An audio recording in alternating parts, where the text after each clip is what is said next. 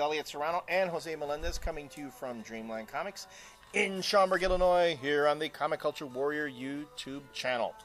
We have talked about Batman. We have talked about JSA versus Cobra, two very good books. And we're going to follow up with a book that I know all you DC fanatics out there are loving. It's Green Lantern Corps, number 37. The prelude to Blackest Night by Pete Tomasi and artwork by Patrick Gleason. So I've said numerous times that Green Lantern Corps is the Green Lantern book that I really like, but I think I realized that I've never actually reviewed it. But instead we've kind of reviewed the other Green Lantern book. And alright, the Green Lantern books, it's still just not doing it for me, because the one in the storyline in the Green Lantern book is the Agent Orange. I'm just not, I just don't, I'm not getting, the art I think is one of the big detriment for me in that book. But, alright, let's not talk about how much I dislike Green Lantern, even though I still buy it. Let's talk about what I like about Green Lantern Corps. So, first of all, Patrick Gleason has been doing this series ever since Green Lantern Corps Recharged, the miniseries. So, he hasn't done every issue, but the guy's been doing Green Lantern Corps for like 4 or 5 years now, and it's awesome. And his art is great. That's the best thing about it. But Pete Tomasi now used to be an editor, and now he started writing this probably like 6-8 issues ago or whatever. And it's just really solid stuff. And the reason I want to review this one is because stuff actually comes to a head in this issue. And a lot of this is like the penultimate chapter in this prelude to Darkest Night. You know, all these things are coming together, and the first thing that happens is that Ion Soramyat sacrifices himself to reignite Daxam's red sun, or it did change it into a yellow sun. Right. Because for you who don't know, or just to recap, Mongol and the Sinestro Corps have made Daxam they've taken over Daxam. And I don't know if people know what the Daxamites are, but they're kind of like Kryptonians. Right. Where if there's a red sun there, it doesn't really do them any good. But they have Kryptonian powers with the yellow sun. So Ion sacrifices himself to reignite the yellow sun.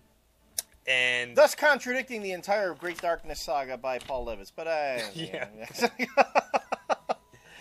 But still, an intriguing idea. It is an intriguing idea. No, it is. So all the Daxamites are getting their powers back slowly but surely, and now they didn't really get to it yet, but they gotta revolt now and take their planet back from Mongol. Right. And then you have some stuff going on with. Here, let's get to the good stuff. Okay, so the other storyline is that there was a huge prison break in the science cells on Oa. And the Red Lanterns and the Sinestro Corps are, busted out, and our fucking shit's getting broke and busted up and blowed up on Oa, and it's the Green Lanterns have to. It's up to them, and just awesome fighting. This fight's been going on for like 3 or 4 issues, but it finally gets somewhere. I'm gonna show you. Oh, there's lots of art I'm gonna show you because it's just awesome. So, and for the long.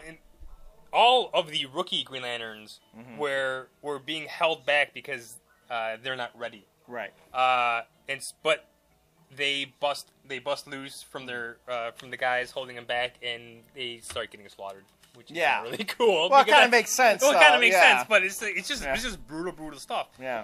And then finally the Alpha Lanterns show up, which makes you go, where the fuck were they this whole time? Yeah, I know. But the other cool thing is that there's some villains that have been in Green Lantern Corps, even I think since back from issue 5, that they brought into the science cells, and they get busted out, and they're actually fighting along with the Green Lanterns against the Sinestro Corps. Right. So it's kind of cool seeing like those old villains come back and them helping the Sinestro Corps or the Green Lanterns against the Sinestro Corps, and then finally what happens is like looks like the Darkest Night is starting in this issue. Blackest Night. Darkest Night. Blackest Night. Look at that.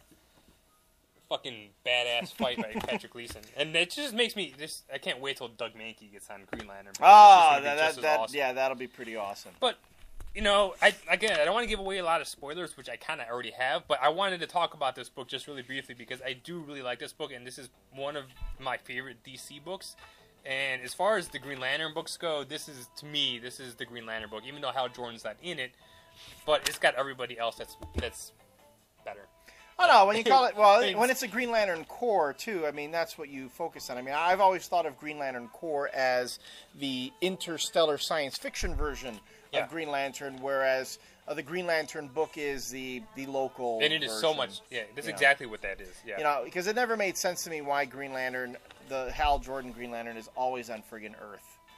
You know, that would be like a cop, you know, covering a beat and he never leaves one block. Mm-hmm. You know, what kind of a cop are you? But so, yeah, it is. And Guy Gardner showing up right there at the very, very end. You know. Well, Guy Gardner's always been on here, though. Him and Kyle Rayner are stationed on OA. So, but Guy Gardner, I kind of like Guy Gardner. That's a really cool last page. No, I totally agree. Yeah. No, this whole issue is just beautiful to look at. But just, when you think that things couldn't get worse, they get a lot worse. Oh, they keep getting worse. It's always going to get worse. Yeah. But I don't know. I'm happy with this. I've been happy with Green Lantern Corps ever since they relaunched it. You know, I just wish that, in my opinion, that Green Lantern would get back on track. And with Doug Mankey coming on there, I really hope that it does. Now, Jeff Johns is writing Green Lantern. Right, but I'm talking about Doug Mankey art because I'm not a big fan of Ivan Reis, and I'm not a big fan of Billy Tan. I think he's doing it. I'm not a big fan. Billy Tan? I think that's who's doing Green Lantern. I'm gonna be right back. Okay. I just want to double check that. I thought Billy Tan was doing Avengers, or am I thinking about a different Tan? I think that I have it mixed up. Oh, okay. There, he's way over on the other side of the shop that you guys never see. No, it's Phil Tan. Phil Tan. Any relation to Billy Tan? I don't know. like the Moy brothers? Yeah, the Moy brothers. No, but Philip Tan is doing it, and I'm not a really big fan of his. Oh. But with Doug Mankey, I'll buy anything Doug Mankey draws. So. Oh, no, Doug Mankey is pretty solid. So you know, I've been bitching and moaning about Green Lantern, and I wanted to, give one of the Green Lantern books props, and I'm actually looking forward to this Blackest Night. Just from this setup in here, this has got one more issue I think to go for the prelude, but and shit's gonna hit the fan. So yes, and everybody keeps asking me, Elliot, are you looking forward to Blackest Night? Are you looking forward to Blackest Night? And I'm gonna tell you, I'll be honest, no, I'm not. I don't read Green Lantern or Green Lantern Corps. Jose is looking forward to Blackest Night. So if you're gonna ask anybody about Blackest Night, this is the guy to ask. All right, when we come back, we'll be delving into the Marvel universe. Oh, See really? you then.